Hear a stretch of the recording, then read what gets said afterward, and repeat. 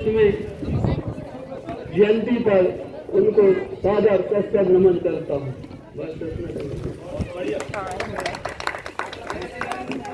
जैसे 50 साल के दादाजी की जीवनी पर उनके किए गए सत्कार्यों पर और हमें आयोजित करेंगे हमारे निर्देशक भाई परम सम्माननीय डहरिया जी मोहन जी से मैं निवेदन करूंगा कि वे यहाँ हमें मार्गदर्शन में हमेशा देते हैं।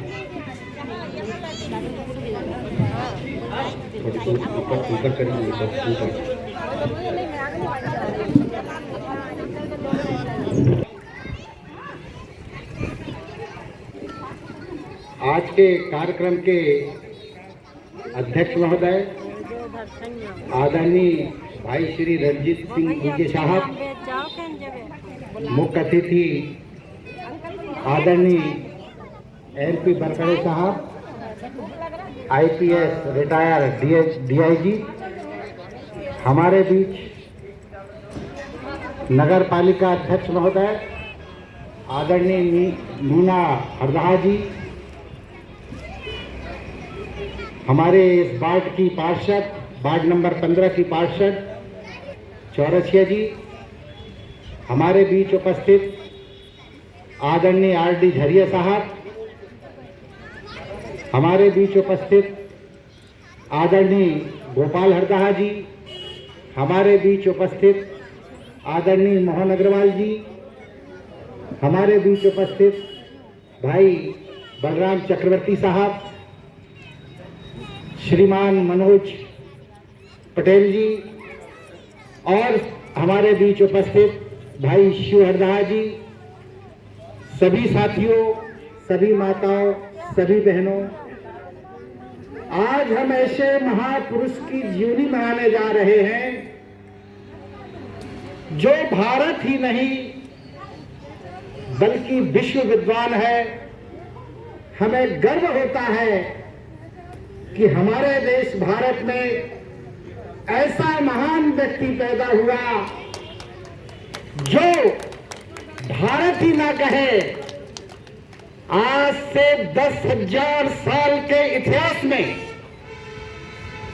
आज से 10,000 साल के इतिहास में दुनिया में जो 6 विद्वान पैदा हुए उनमें 4 भारत के महान विद्वान लोगों का नाम है। पहला नाम महात्मा ज्योतिराव, पहला नाम तथागत गौतम बुद्ध, इनके चरणों को प्रणाम करता हुआ आप भारत के हैं। दूसरा नाम आता है महावीर स्वामी, वो भी भारत की इस धरती पर पैदा हुए, उनको भी नमन करता हूं। तीसरा नाम आता है विश्व विद्वानों में 10,000 वर्ष के इतिहास में सम्राट अशोक महान, वो भी भारत के, उनको नमन करता हूं। और चौथा नाम आता है जिनकी आज हम जयंती मना रहे हैं, बाबा साहेब अम्बेडकर। प्यारे मित्रों, हमें खुशी होना चाहिए कि बाबा साहेब अम्बेडकर हमारी धरती पर, भारत भूमि पर पैदा हुए। और सबसे बड़ी खुशी है कि डॉक्टर अम्बेडकर जिस समय पैदा हुए उस समय भारत की सामाजिक व्यवस्था, ये कहें कि भारत की सामाजिक व्यवस्था बड़ी विकृत सामाजिक व्यवस्था थी तो थी, उस समय थी, लेकिन बहुत परिवर्तन आया है। लेकिन अभी भी दकियानूसी विचार हमारे इस देश में आज भी जिंदा है और वो हमें कचोटते हैं। और इसीलिए उन दकियानूसी विचारों का विरोध करने के लिए हमें ऐसे महापुरुष की, संतों की जयंतियां मनानी पड़ती है। आप लोग इस जयंती में हाजिर हुए, आप सभी को नमन करता हूं, प्रणाम करता हूं। जनता बेचैन है, जनता बेचैन है और तू सो रहा है। तेरी रगों में खून नहीं, पानी बह रहा है। तुझे पता है भी कि तेरी मां बहनों को चौराहे पे नग्न किया जा रहा है। अरे अब तो रात के अंधेरे में जलाया जा रहा है। अब तुझे घायल शेर की भांति बिफरना चाहिए और यदि ये साहस नहीं तो डूब मरना चाहिए। प्यारे मित्रों, आपने पिछले समय पर देखा होगा, इतना परिवर्तन होते हुए भी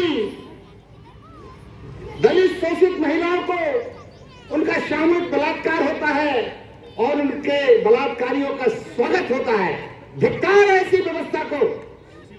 हम सबको ऐसी व्यवस्था का धिक्कार करना चाहिए। हमारी संस्कृति में, भारत की संस्कृति में रात के समय किसी को जलाया नहीं जाता, दफनाया नहीं जाता, लेकिन इस देश में सरकार के इशारे पर रात को उसका दाह संस्कार कर दिया जाता है। धिक्कार है ऐसी व्यवस्था को। जय भीम। प्यारे मित्रों, बाबा साहेब अम्बेडकर का जब जन्म हुआ 14 अप्रैल 1891 को उनका जन्म हुआ। आपके पिता रामजी शकपाल थे और इनकी माता का नाम भीमाबाई था। रामजी शकपाल के 14 संतानें थी। सबसे अंतिम संतान जिनकी हम सभी मिलकर के जयंती मना रहे हैं, बाबा साहेब डॉक्टर भीमराव अम्बेडकर। उस समय की भारत की विकृत समाज व्यवस्था के तहत दलित शोषित समाज के लोगों को शिक्षा का अधिकार नहीं था।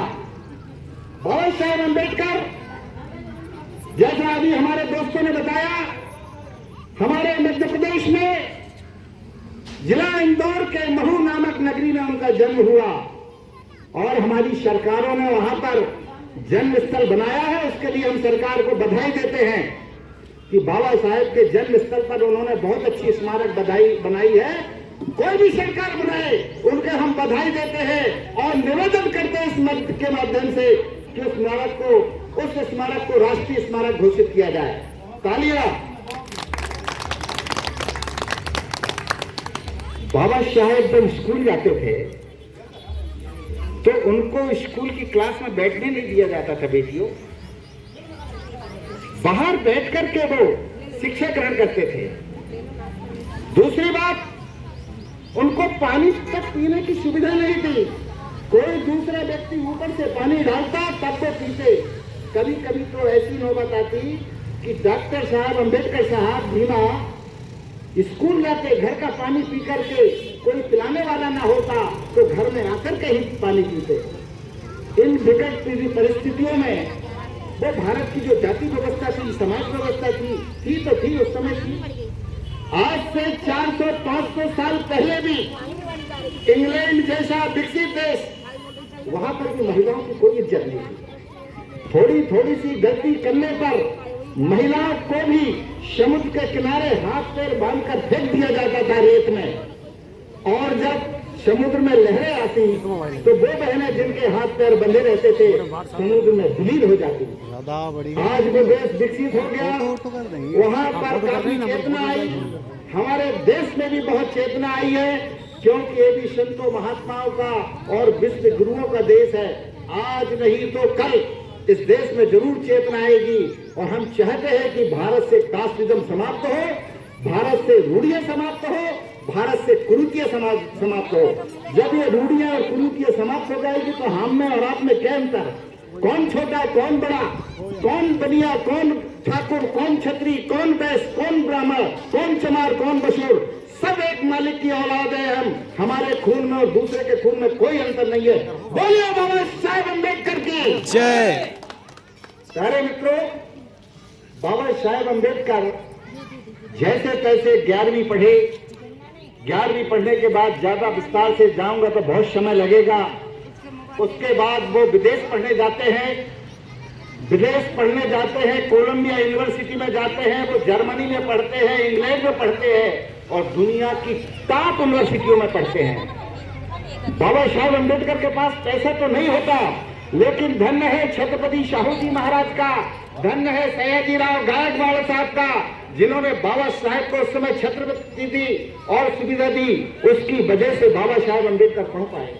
और धन्य है उनके मित्र नवल भटेला जी को, जिन्होंने अपनी दौलत को बाबा साहेब को पढ़ाने के लिए खर्च करते थे, अपने बाप से छुपा करके खर्च करते थे। धन्य है वो नवल भटेला, उनको मैं इस मंच से नमन करता हूँ, प्रणाम करता हूँ। जब बाबा साहेब अम्बेडकर विदेश से पढ़कर आते हैं और अपने वादा के हिसाब से बड़ौदा की नगरी में सयाजी राव गायकवाड़ जी के यहाँ पर वो नौकरी करने जाते हैं। गायकवाड़ साहब उन्हें नौकरी तो देते हैं, लेकिन रहने के लिए मकान की व्यवस्था नहीं कर पाते। रहने के लिए मकान की व्यवस्था नहीं कर पाते। तब अम्बेडकर साहब को मजबूरी में अपना नाम बदल करके पारसियों की धर्मशाला में रहना पड़ता है।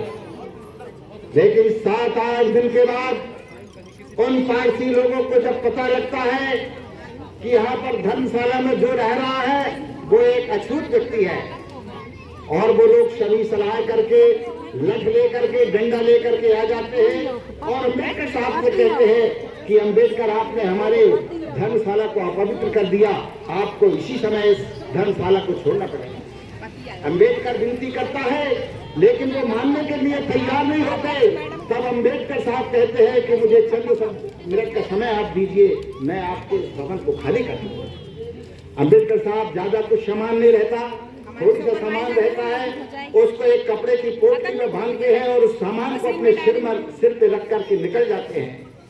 बाबा साहेब अम्बेडकर उस पोटली को रख करके जब जाते हैं, एक झाड़ के नीचे बैठ जाते हैं और चिंतन करते हैं कि मेरे जैसा व्यक्ति जो इतना पढ़ा लिखा, जब मेरे साथ इतना अपमान अन्याय अत्याचार होता है, कास्टिज्म का भेद होता है, तो मेरे जो गांव देहात में रहने वाले भाई लोग हैं उनके साथ कैसा भेद नहीं होता होगा। आ जाइए, चल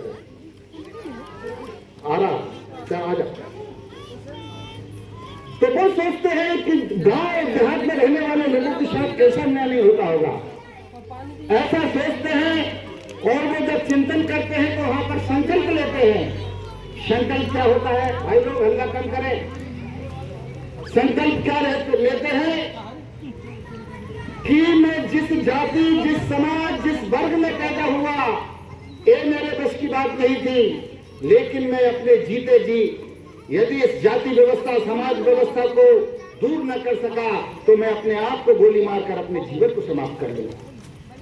ये संकल्प डॉक्टर अम्बेडकर लेते हैं। यदि मैं व्यवस्था परिवर्तन नहीं कर सका तो मैं अपने जीवन को अपने आप गोली मारकर समाप्त कर लूंगा। और फिर डॉक्टर अम्बेडकर वहां से चल देते हैं, अपने घर जाते हैं, देखते हैं बाबा साहेब, उनके पिताजी बीमार रहते हैं, उनके पिताजी मर जाते हैं। बाबा साहेब के सामने बड़ी समस्या होती है और यहाँ तक कि बाबा साहेब को खाने तक के लाले पड़ते हैं। इन परिस्थितियों में पुनः डॉक्टर अम्बेडकर विदेश पढ़ने जाते हैं, फिर पढ़ने जाते हैं। वहां से LLB, DSc, D.Litt, वारेटला और PhD वगैरह बहुत सारी डिग्रियां, इतनी डिग्रियां उनके पास हैं, किसी के पास भारत में किसी के पास नहीं। वो डिग्रियां लेकर के जब वो आते हैं यहाँ पर और यहाँ पर सामाजिक विषमता के ऊपर काम करते हैं, तो सबसे पहले सन 1927 में 25 दिसंबर 1927 में वो अपना आंदोलन शुरू कर देते हैं। आंदोलन 20 सितंबर से चालू हो जाता है। आंदोलन क्या था?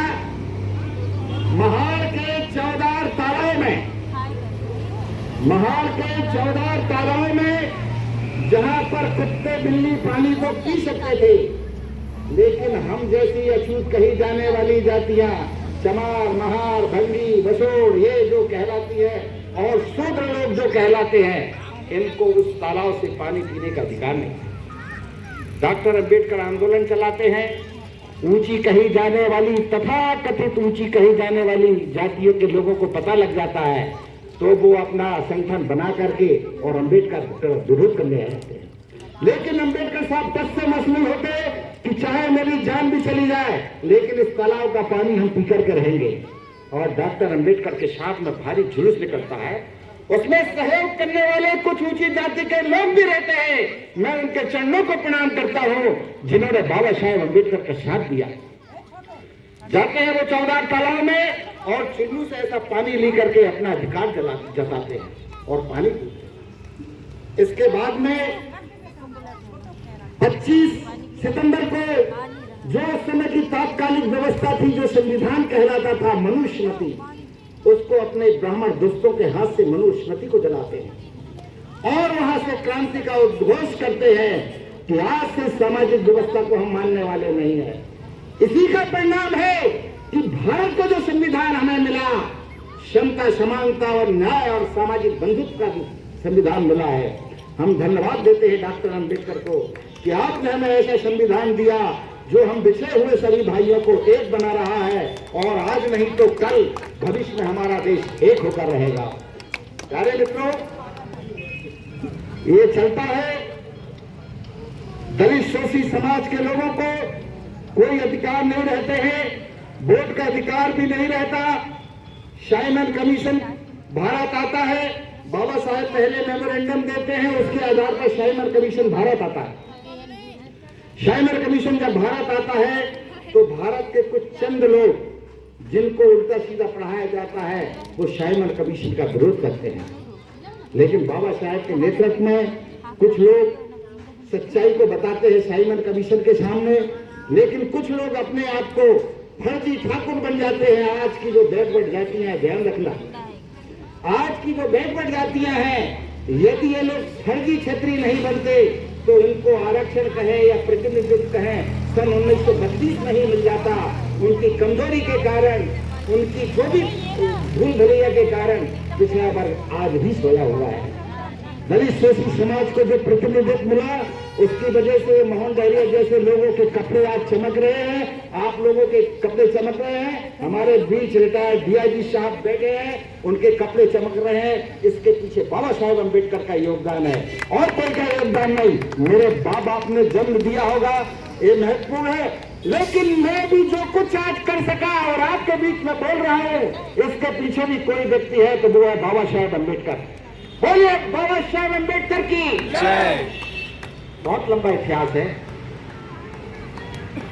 बाबा साहेब अम्बेडकर 13 अक्टूबर 1935 को एक संकल्प लेते हैं।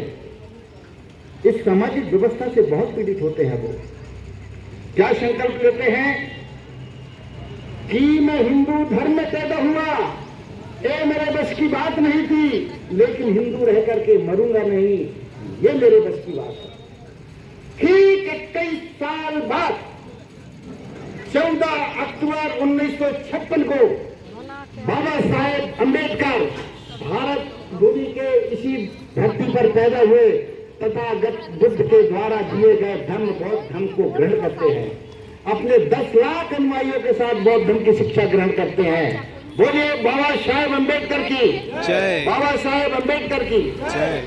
बाबा साहेब अम्बेडकर, उनके लिए संविधान सभा में चुनकर जाना बड़ी टेढ़ी खीर थी, लेकिन वो बंगाल के जयसेर और खुलना शहर से वो जीत करके जाते हैं और निर्दलीय उम्मीदवार में भारत में सबसे ज्यादा वोटों से जीत करके जाते हैं। लेकिन देखिए, भारत की सरकारों ने उस समय जो गलतियां की है, उस क्षेत्र को जहां से डॉक्टर अंबेडकर चुनकर के गए थे,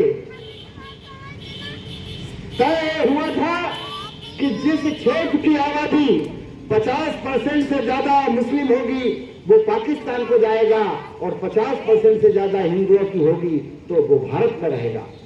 लेकिन एक षड्यंत्र के तहत वहां की आबादी 50% से ज्यादा हिंदू होते हुए भी उस क्षेत्र को जहां से डॉक्टर अंबेडकर जीत के आए थे उसे पाकिस्तान को दे दिया। होता क्या, डॉक्टर अंबेडकर की संविधान सभा की सदस्यता चली जाती है। तब फिर अंग्रेज, एक भारत की बड़ी एक अनहोनी घटना है जिसके बारे में कोई प्रकाश नहीं डालता। अंग्रेज लोगों ने कहा कि भारत की आजादी तब तक नहीं मिलेगी जब तक डॉक्टर अंबेडकर संविधान सभा में चुन करके नहीं जाएंगे। कांग्रेस के सामने एक समस्या हो जाती है, वो विचार विमर्श करते हैं और बॉम्बे की नगरी से बैरिस्टर जय जय जय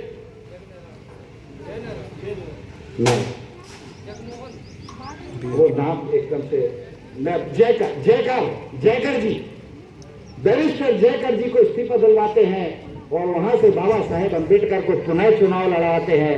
बाबा साहेब जीत करके जाते हैं और संविधान सभा में फिर उनको संविधान सभा की जो ड्राफ्टिंग कमेटी है उसका अध्यक्ष बनाते हैं। ड्राफ्टिंग कमेटी में 7 सदस्य होते हैं। 7 सदस्यों में कोई बीमार पड़ा, कोई विदेश चला गया, कोई अपने प्रदेश के काम में जूझता रहा, कोई बीमार रहा और कोई अनुपस्थित रहा जानबूझ करके। पूरा भार बाबा साहेब अम्बेडकर के कंधों पर आ गया। कोई ड्राफ्टिंग करना है, संसद में कोई बिल लाना है, चर्चा कराना है, सभी का जवाब डॉक्टर अम्बेडकर को देना पड़ता था। कोई कहता है कि डॉक्टर अम्बेडकर तो ड्राफ्टिंग कमेटी का अध्यक्ष था, उसमें 7 लोग थे, डॉक्टर अम्बेडकर ने क्या किया? सब लोगों ने मिलकर के संविधान बनाया।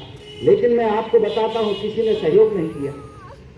सब लोग इधर उधर लगे रहे, क्योंकि उस समय दकिया मूसी व्यवस्था के समर्थक लोगों का दबाव था।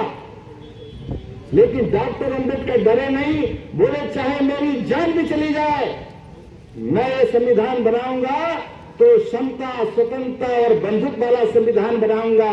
ऐसा संविधान बनाऊंगा जहां पर मेरी बहनों को, मेरी बच्चियों को, मेरे माताओं को, उनको, स्त्रियों को अधिकार मिल सके। बाबा साहेब अम्बेडकर ने लड़ झगड़ करके ऐसा संविधान बनाया। आज संविधान में जो समानता की बात है, महिलाओं को जो समानता की अधिकार की बात है, जो उनके माँ बाप की संपत्ति में अधिकार है, वो डॉक्टर अम्बेडकर की वजह से मिला। प्यारे मित्रों, बताने को तो बहुत सारी चीजें हैं, लेकिन यहाँ पर और लोग बैठे हैं। बस यदि किसी को कोई प्रश्न करना है तो प्रश्न कर सकते हो। इसी के साथ मैं अपनी बात को विराम देता हूँ। बोलिए बाबा साहेब अम्बेडकर की जय, बाबा साहेब अम्बेडकर की जय, बाबा साहेब अम्बेडकर की जय, तथागत बुद्ध की जय, तथागत बुद्ध की जय, संत रैदास की जय, संत रैदास की जय, संत कबीर की जय, संत कबीर की जय, महात्मा ज्योतिबा फुले की जय, महात्मा ज्योतिबा फुले की जय, नारायण गुरु की जय, नारायण गुरु की जय, संत गाडगे महाराज की